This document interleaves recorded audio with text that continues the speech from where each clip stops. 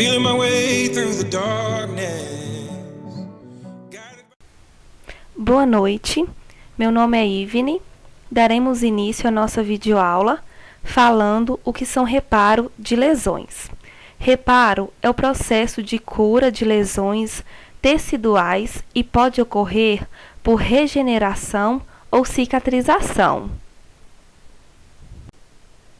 Ciclo celular é o processo que nos permite crescer, recuperar órgãos e tecidos lesionados e até mesmo fazer o cabelo aumentar de tamanho, cujo principal objetivo é produzir duas células filhas, a partir de uma única célula progenitora, cada uma contendo cromossomos idênticos aos da célula-mãe.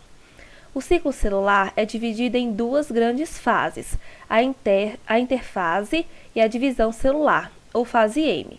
A interfase é o período mais comprido do ciclo celular, no qual vários processos importantes ocorrem. O DNA é replicado, os centríolos se dividem e as proteínas são sintetizadas em larga escala.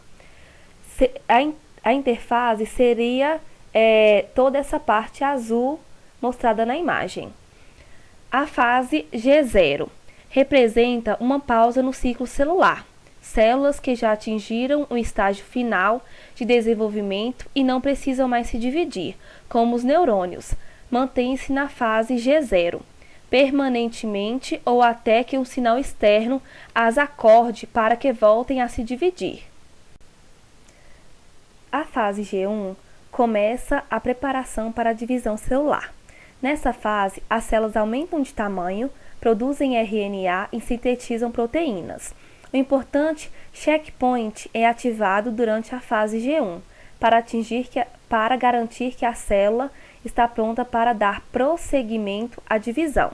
A fase G1 compreende essa parte aqui do ciclo celular. Já a fase S, o nome da fase S vem do fato de que neste momento ocorre a síntese de DNA, para que ambas as células filhas fiquem com a mesma quantidade de material genético da célula-mãe. A fase S já compreende essa parte aqui do ciclo. A fase G2 no intervalo entre a síntese de DNA, entre a fase S e a mitose, a célula continua a crescer em tamanho e a produzir proteínas. Ao final, um novo checkpoint irá decidir definitivamente se ela poderá entrar ou não em mitose, que já compreende essa fase aqui do ciclo. E por fim, a fase M. Esta é a fase em que ocorre a mitose de fato, isto é, a divisão celular. Fator de crescimento. Depois da morte de um conjunto de células num tecido, as células lábeis ou estáveis da vizinhança são estimuladas a crescerem ou a proliferarem para substituírem as células mortas.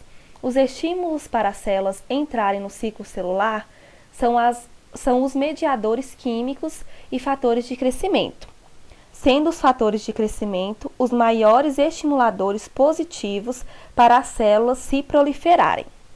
Os fatores de crescimento podem ser liberados pelas células inflamatórias, efeito parácrino, podem chegar ao local pela corrente sanguínea, efeito endócrino, ou pela própria célula, que é o efeito autócrino.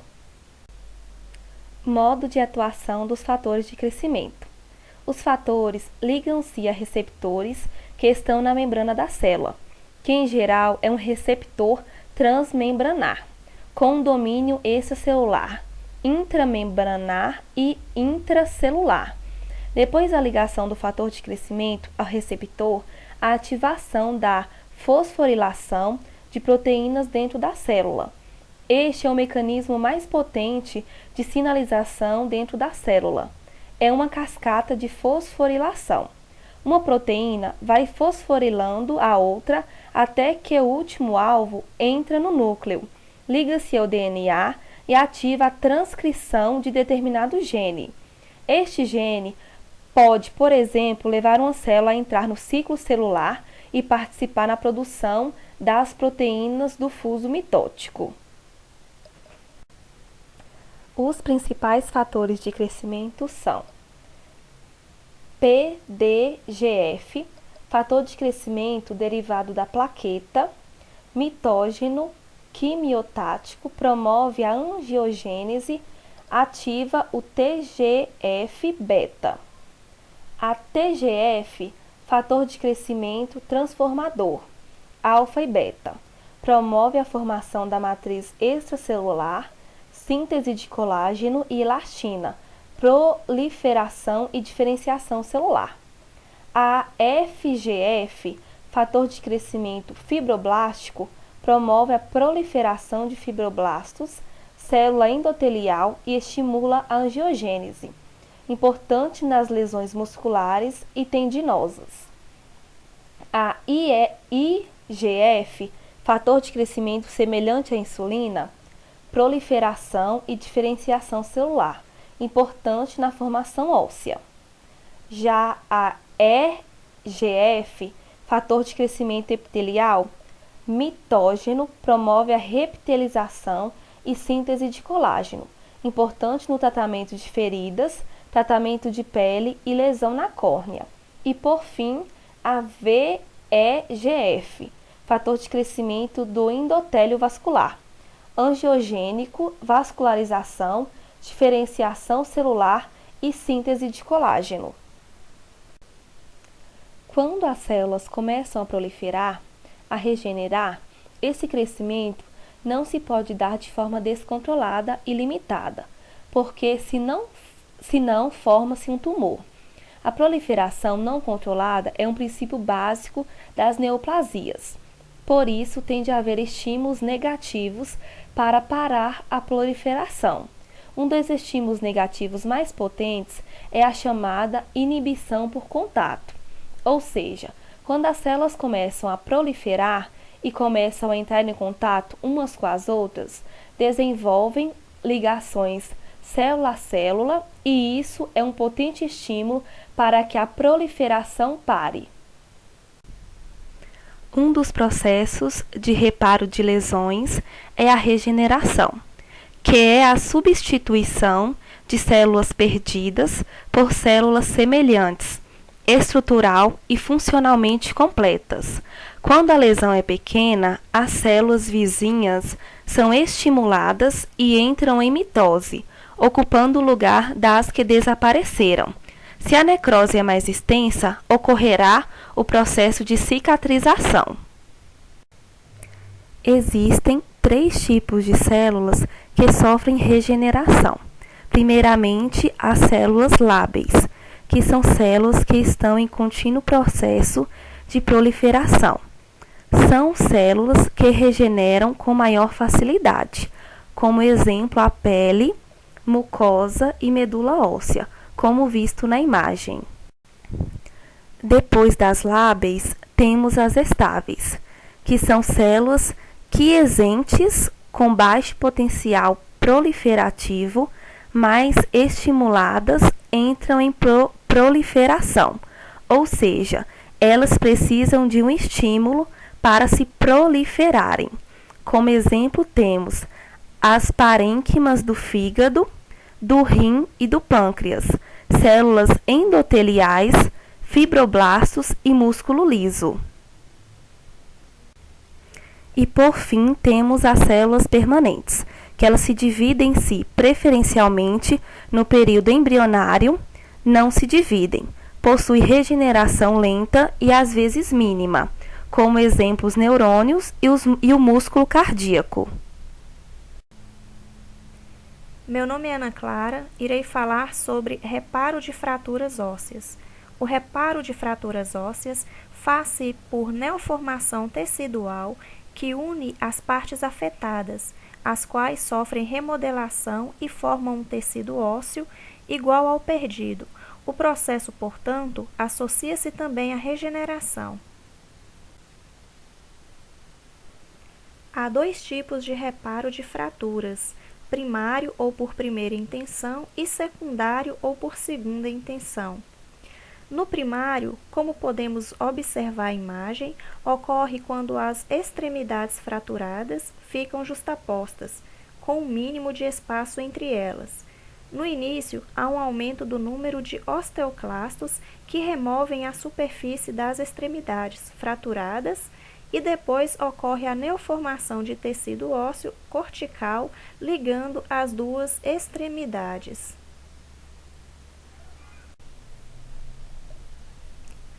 No processo secundário, ocorre quando as extremidades do osso fraturado forma-se um espaço maior, ocupado por um coágulo resultante de hemorragia.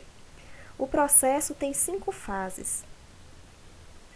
Na fase 1, ocorre a formação de coágulo no espaço intercortical que induz a reação inflamatória.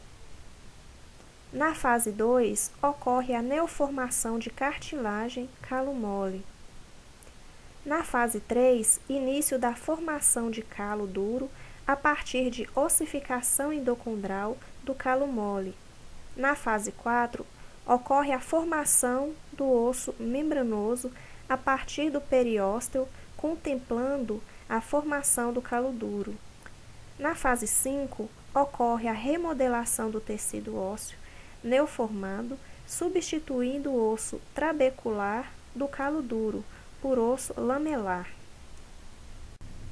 Meu nome é Maria Fernanda e irei falar no reparo no tecido cartilaginoso. Lesões mecânicas em cartilagem podem ser reparadas por cicatrização ou regeneração. Esta ocorre em fraturas pequenas, mediante de proliferação de condroblastos a partir do pericôndrio. Em lesões externas, com sangramento, forma-se um coágulo e a reparação se faz por cicatrização. Reparo no tecido nervoso. A regeneração e o reparo no tecido nervoso têm características diferentes no sistema nervoso central e no sistema nervoso periférico. Reparo no sistema nervoso periférico. Após esmagamento ou ligadura seguida de afrouxamento, ocorre degeneração das fibras nervosas, como na imagem do antes. Em seguida, a regeneração dos axônios, que chegam aos seus destinos graças à manutenção da arquitetura do nervo. Desse modo, ocorre recuperação morfológica funcional do nervo, como na imagem do depois.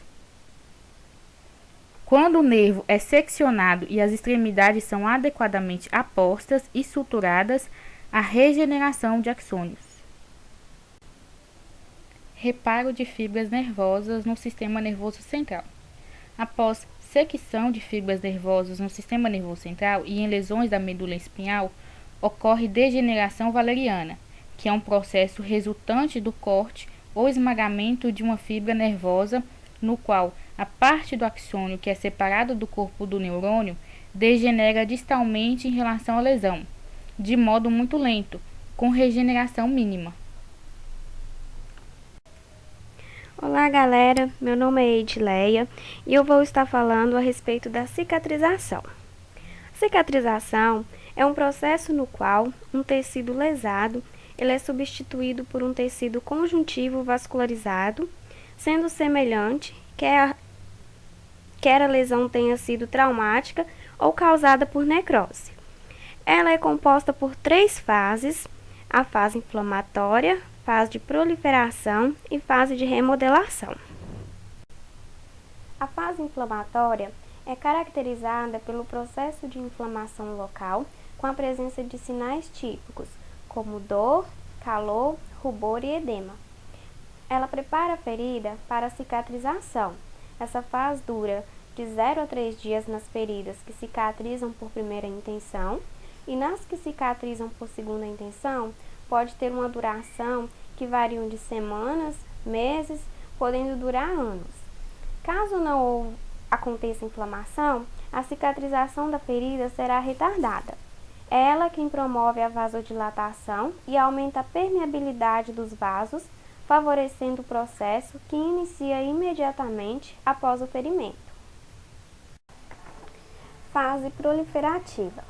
É nesta fase que se inicia o processo de migração de células endoteliais, dando origem ao processo de granulação. Quando o epitélio recobre totalmente os espaços da ferida, considera-se esta fase encerrada, embora o processo de cicatrização não tenha terminado. Este processo pode levar em torno de 12 a 14 dias. O processo conta com uma intensa migração celular, onde os queratinócitos são responsáveis por promover a reptilização no local da ferida, enquanto os fibroblastos promovem a produção de colágeno. Através da imagem, vemos microscopicamente uma ferida aberta, passando em seguida pela fase inflamatória, onde tem a produção de pus, e logo depois a fase proliferativa, representada pelo processo de granulação. Fase reparadora. Esta fase é caracterizada pelas transformações que ocorrem nos tecidos de cicatrização devido às mudanças na forma, tamanho e resistência das cicatrizes. Nesta fase, a cicatrização torna-se mais plena e macia, podem ocorrer diferenciações como queloides, cicatrizes hipertróficas e hipercoromias. No caso de feridas crônicas, as regiões de lesões anteriores são mais vulneráveis, já que apresentam menos resistência a agressões externas e, no caso de novas lesões recidivas, a cicatrização será mais complexa e difícil.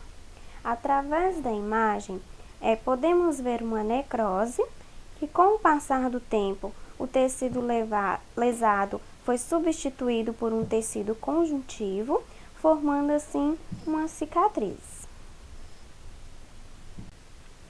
Olá, meu nome é Tiara e eu irei falar sobre as cicatrizações por primeira, segunda e terceira intenção.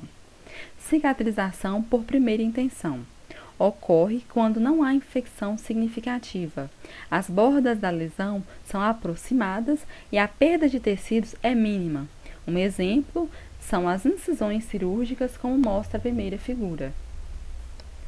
Cicatrização por segunda intenção. Perda celular e tecidual significativa. Por exemplo, as queimaduras. Lesões intensas não passíveis de aproximação demandam tempo maior de cicatrização, aumentando assim a possibilidade de infecções. As feridas são deixadas abertas e se fecharão por contração ou epitelização, como mostra a segunda figura. Cicatrização por terceira intenção. Ocorre quando há fatores que interrompem aquela cicatrização que estava ocorrendo por primeira intenção. Essa situação ocorre quando uma ferida é deixada aberta para a drenagem de exudado. São considerados distúrbios locais que interferem na cicatrização, vasculite e fatores vasculares. Reações inflamatórias originadas dos vasos sanguíneos é a falta de oxigenação. Infecção da ferida originada por bactérias, fungos ou vírus, ou ainda o tratamento inadequado da ferida. Problemas na identificação do tratamento da ferida, utilizando coberturas ou agentes tópicos que possam interferir na cicatrização.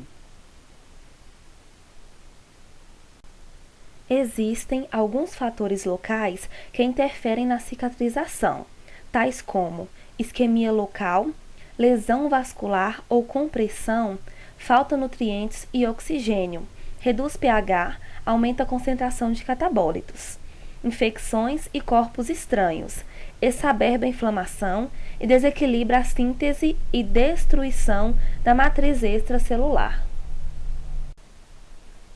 Como também temperatura local, que modifica o fluxo sanguíneo, baixa perfusão tecidual, reduz aporte de nutrientes e oxigênio.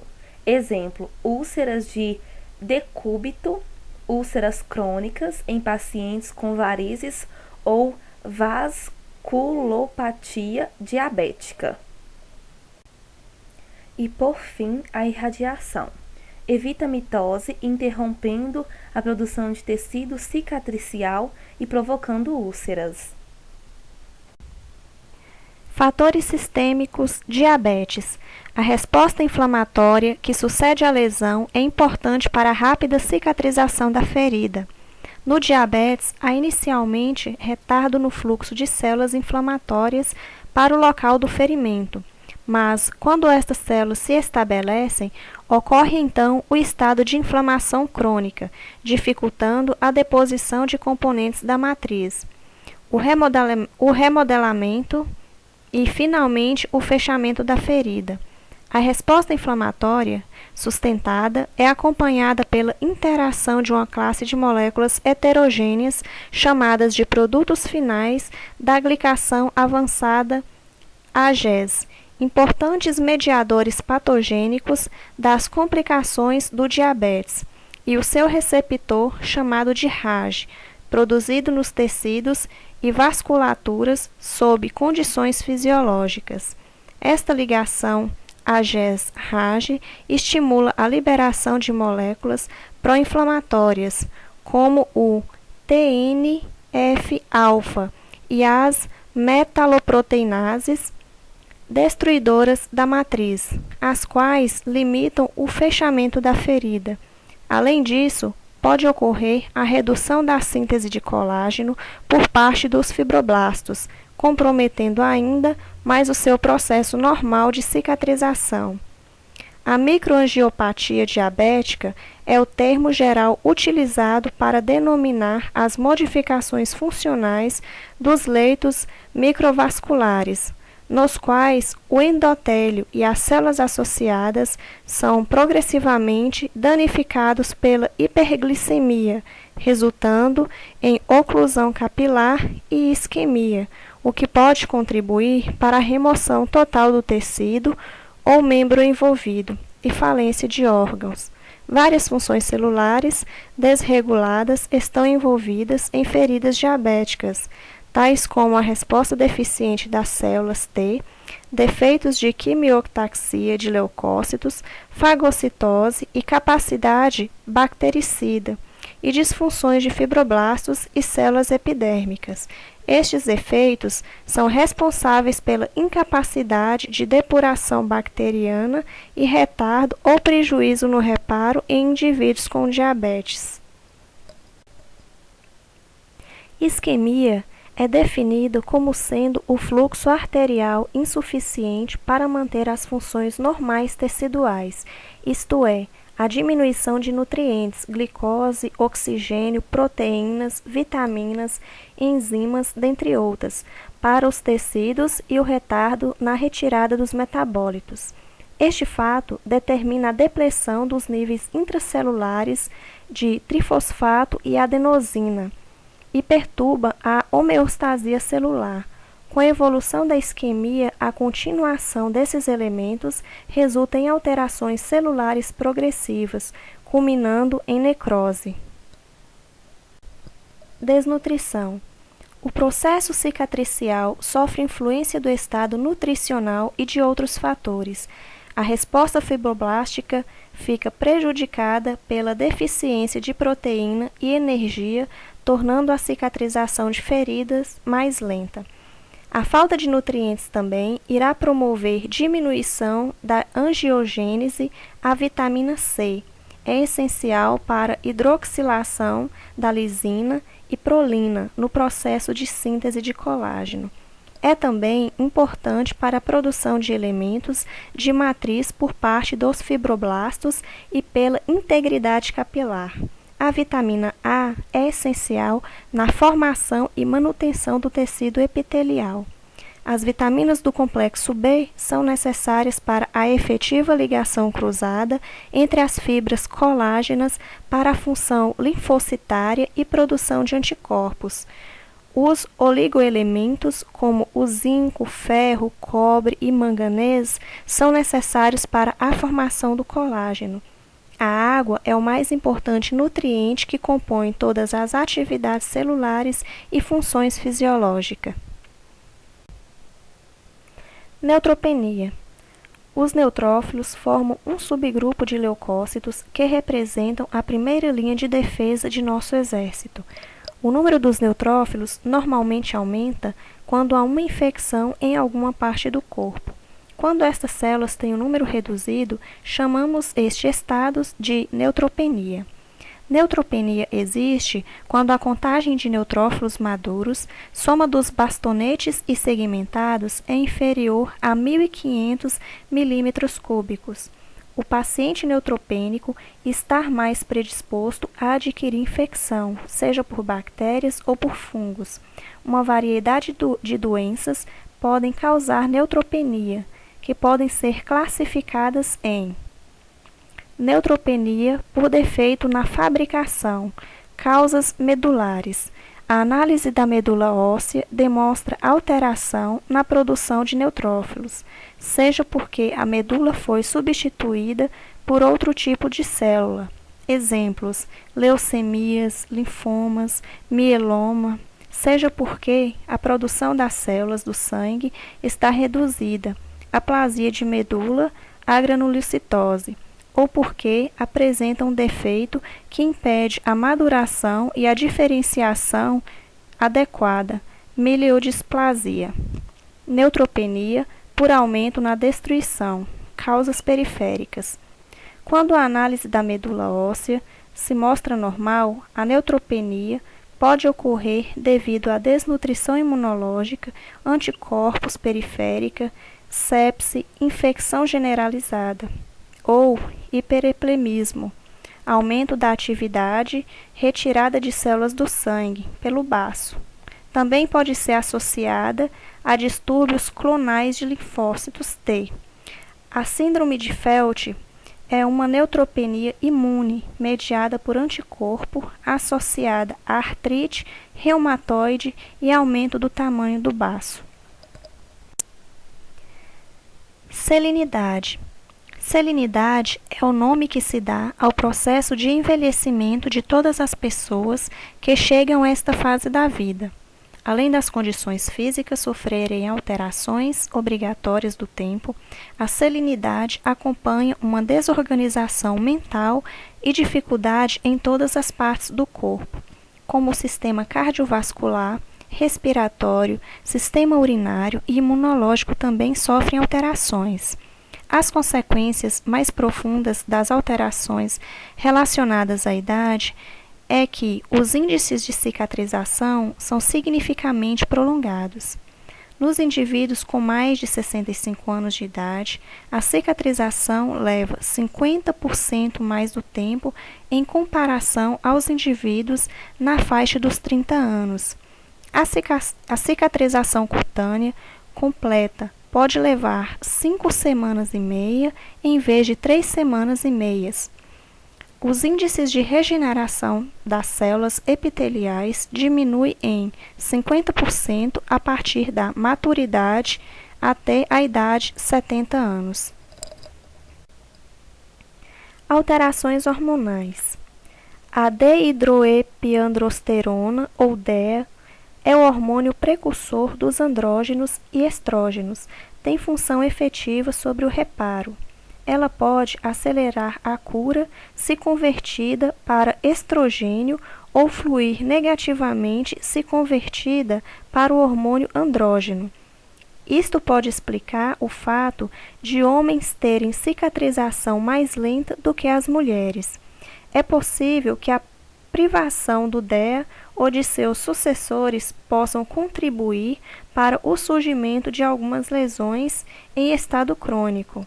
As contribuições feitas pelo hormônio esteroide no reparo tecidual ocorrem devido a uma regulação de alguns genes responsáveis pela modulação da inflamação, produção da matriz extracelular, diminuição das atividades de proteases, estímulo de angiogênese, contração da ferida e repitelização. O envelhecimento humano está diretamente ligado ao déficit a alguns hormônios que pode levar a uma complicação na cicatrização de feridas. Medicamentos. Os corticosteroides, os quimioterápicos e os radioterápicos podem reduzir a cicatrização de feridas, pois diminui a resposta imune normal à lesão. Eles podem interferir na síntese proteica ou divisão celular, agindo diretamente na produção de colágeno. Além disso, podem tornar a cicatriz mais frágil, aumentando a atividade da colagenase. Deve-se também evitar o uso de antimicrobiano nas feridas. Tabagismo. A nicotina exerce um efeito nocivo o suficiente para reduzir a vascularização da pele e comprometer muito o processo de cicatrização. A nicotina reduz o diâmetro dos pequenos vasos e dificulta a distribuição de oxigênio e nutrientes às células por meio da corrente sanguínea. Com isso, a pele perde a vitalidade e envelhece precocemente. Para as pessoas que desejam fazer uma cirurgia plástica, é preciso parar de fumar por pelo menos 7 dias antes do procedimento e 3 dias após a realização. Mas o ideal mesmo é parar de fumar, com meses ou semanas de antecedência. A nicotina interfere diretamente na cicatrização da pele. E, se a pele demora para cicatrizar, os micro-organismos podem penetrar na cirurgia e produzir uma indesejada infecção. Cicatrização hipertrófica queloide. Cicatrização hipertrófica e queloide são duas condições em que a formação excessiva de tecido conjuntivo denso em cicatriz cutânea, podendo adquirir volume considerável. A cicatriz hipertrófica tende a ser reversível, regredindo parcialmente com o passar do tempo. O queloide forma tumurações nas áreas de cicatrização, mesmo em feridas pequenas, podendo não regredir ou ter regressão muito lenta. Nos dois casos, o aspecto microscópico é semelhante. As fibras colágenas são irregulares, grossas e formam feixes distribuídos ao acaso, contendo capilares e fibroblastos em maior número do que uma cicatriz normal.